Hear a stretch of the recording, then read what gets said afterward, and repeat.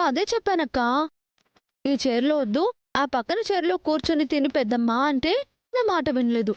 వాస్తుంది వాస్తుంది అంటూ కూర్చుంది. కానీ ఈ రెండులో వాస్తుంది అని పెద్దమ్మ ఎక్స్పెక్ట్ చేయలేకపోయింది. పాపం.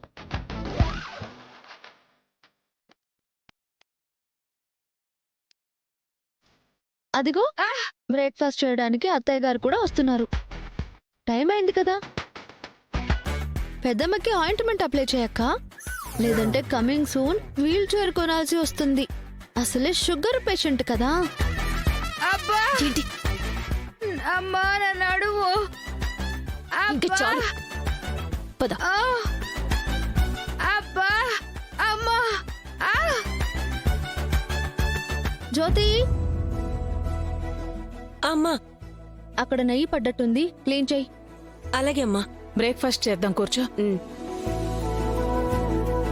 శరణ్య, టిఫిన్ వడ్డించమ్మా.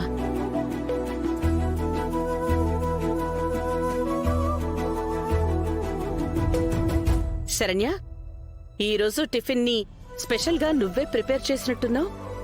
అవునత్తయ్య గారు.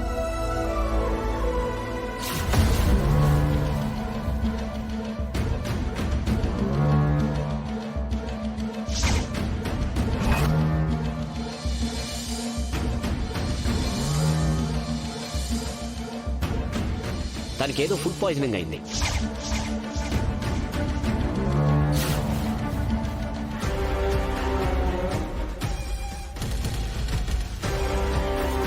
నాకేమీ వద్దులేమ్మా.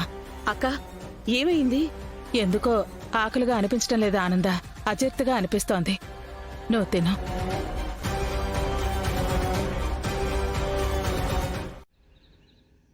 ఏమండి ఏమండి, ఏంటి గీత? అనన్య కాంచనని వాళ్ళింటికి తీసుకెళ్ళిందంటండి. కాంచన ఆనంద ఇంట్లో తిష్ట వేసిందా? భగవంతుడా.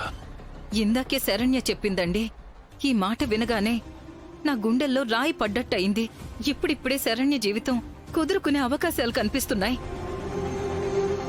ఈ సమయంలో కాంచన అక్కడుందంటే మళ్ళీ ఏం గొడవలు తీసుకొస్తుందో ఏంటో.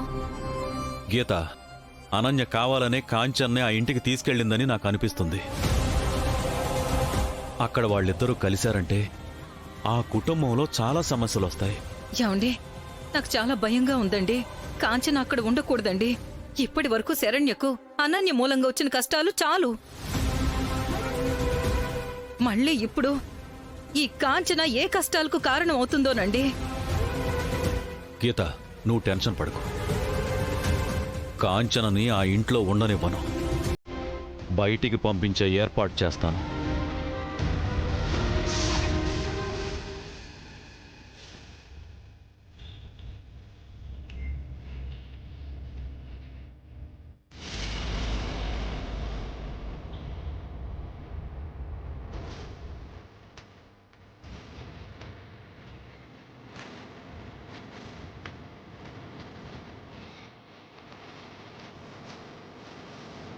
అక్క,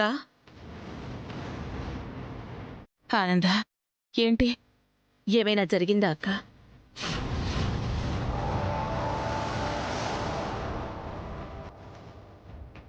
నాకు ఆకలిగా లేదని చెప్పాను కదా. లేదక్క, నువ్వు నా దగ్గర ఏదో దాస్తున్నావు. ఆ విషయం నాకు అర్థమవుతోంది. నాకు చెప్పుకోలేని విషయాలు కూడా నీ దగ్గరున్నాయా అక్క?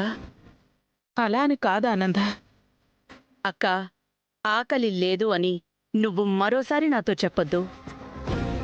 ఆకలి లేకుండా డైనింగ్ టేబుల్ వరకు రావు కదా. కానీ శరణ్య టిఫిన్ నీ ప్లేట్లో పెట్టే ముందు వరకు నువ్వు బానే ఉన్నావు. కానీ ఆ తర్వాత నీకు శరణ్యని చూసి ఏదో గుర్తుకొచ్చి తినడానికి సంశయించి ఇలా వచ్చేశావు.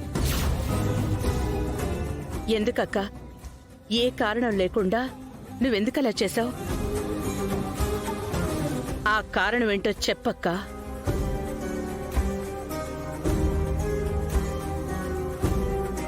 దయచేసి ఏది మనసులో దాచుకోకు. పోనీ అందుకే నా భర్త ప్రేమ కోసం నేను ఆ మందుని ఆయనకి తినిపించాను అత్తయ్య గారు. కానీ అది ఇలా అవుతుందని, ఆయన ప్రాణాల మీదకి వస్తుందని నాకు తెలియదండి. నాకు నిజంగా తెలియదు అత్తయ్య గారు.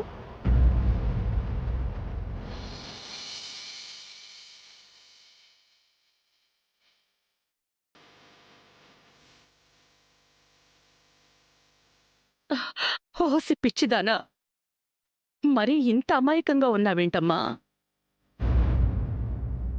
మందులతో మంత్రాలతో ప్రేమ పుట్టడమేంటి?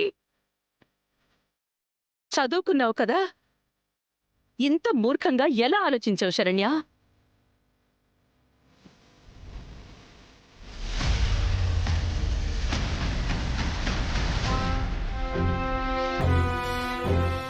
లేదు, మందు కలపాలి అన్న ఆలోచన అసలు నీదయ్యుండదు, అవునా?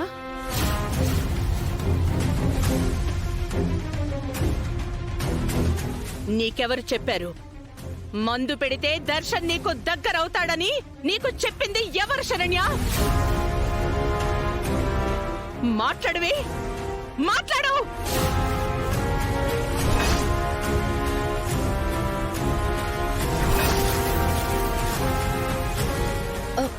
మన పని మనిషి జ్యోతి అత్తయ్య గారు.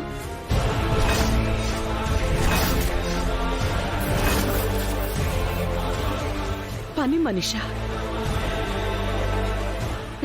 జ్యోతి!